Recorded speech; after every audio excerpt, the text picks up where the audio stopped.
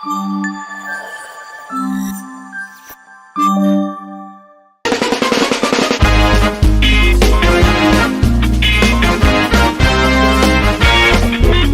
Hello, నమస్తే. ఒకప్పుడు ఫోటోలు తీసుకోవడం అనేది చాలా లగ్జరీ థింగ్. అసలు ఎవరింట్లోనూ కెమెరా ఉండేది కాదు. కెమెరా అంటేనే తెలీదు చాలా మందికి. అప్పుడు ఏదో డొక్కు కెమెరాలు ఉండేవన్నమాట. వాటితో ఫోటోలు తీసుకునేవాళ్ళు, బ్లాక్ అండ్ వైట్. ఇంతింతే ఉంటాయి అవి. వాటినేమో పాపం కడగడానికి ఇచ్చేవాళ్ళు స్టూడియోలో. ఆ ఇంతింత ఫోటోలు చూడడానికి ఇంట్లో వాళ్ళందరూ ఎదురు చూసేవాళ్ళు అనమాట. అలా ఉండేది. ఆ తర్వాత నెమ్మదిగా ఈ కలర్ ఫోటోగ్రఫీ అది వచ్చింది. కలర్ రీల్స్ కెమెరాలో పెట్టి ఫోటో తీసుకోవడం అనమాట. ఆ రీల్ కూడా 24 ఎన్నో వస్తాయి అంతే, లిమిటెడ్‌గా ఆ ఫిల్మ్‌కి. ఆ ఫిల్మ్‌కి 24 వస్తాయి కాబట్టి, ఇంకా ఇంట్లో వాళ్ళు ముందే డిసైడ్ చేసుకుంటారు. ఎవరెవరు ఫోటోలు దిగాలా అని. ఎందుకంటే లిమిటెడ్ అంతే, 24.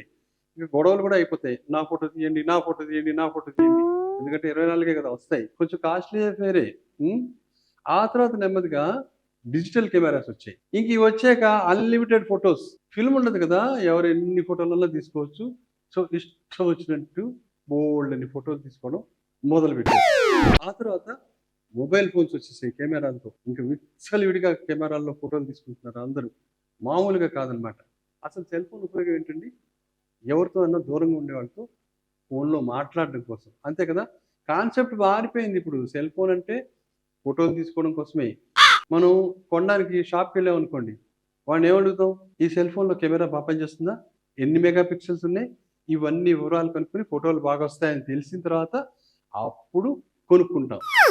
కొనుక్కున్నాక జనరల్‌గా ఏం చేయాలి? మనకు ఆత్మీయులైన వాళ్ళు ఎవరికైనా ఫస్ట్ కాల్ ఇలా చేస్తే బావుంటుంది. చేసి అక్కడి నుంచి హలో చెప్పి మాట్లాడాలి.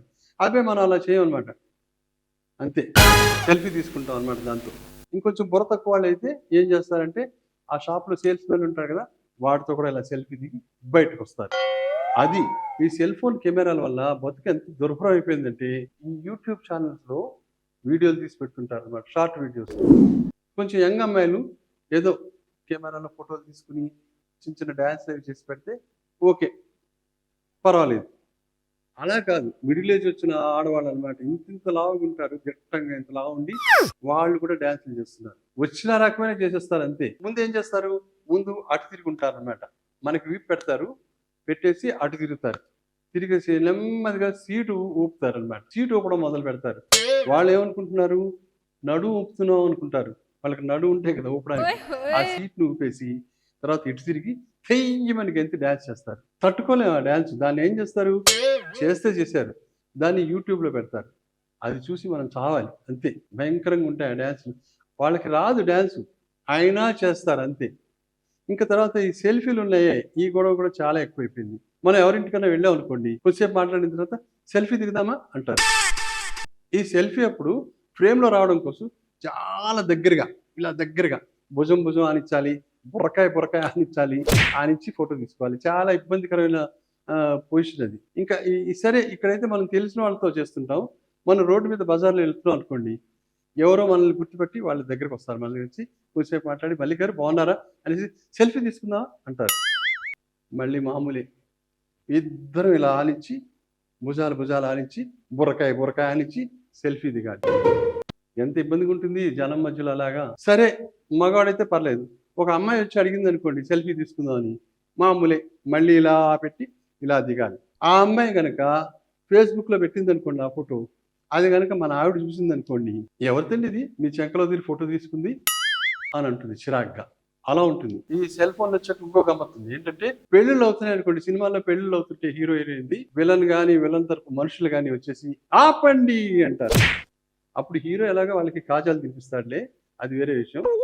అట్లాగా ఆ బాధ్యతని పెళ్లి ఫోటోలు తీసే కెమెరామెన్ తీసుకుంటాడనమాట. అనుక్షణం ఆపేయమంటుంటాడు.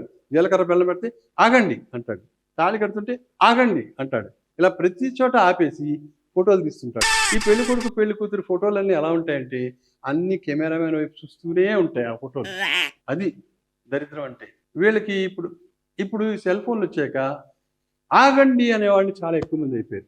పెళ్లి ఆపేవాళ్ళు. వాళ్ళు పెళ్లి కూతురు ఫ్రెండ్సు, పెళ్లి కొడుకు ఫ్రెండ్సు, వాళ్ళిద్దరి వైపు బంధువులు అందరూ సెల్ ఫోన్ పట్టుకోవడం ఇలా చూస్తూ ఆగండి, ఆగండి, ఆగండి అంటూ వాళ్ళ పెళ్లి తంతు జరగనివ్వకుండా ఆపేస్తూ ఫోటోలు తీస్తూ ఉంటారనమాట. వీళ్ళు కూడా అందరికి నవ్వుతూ పోజులు ఇచ్చి ఇలా నవ్వుతూ ఉంటారు గంటల తర్వాత పోజులు ఇవ్వడానికి. నవ్వి వాళ్ళకి బుగ్గలు నొప్పి పెడుతుంటాయి. అదండి ఈ సెల్ ఫోన్ గొడవ.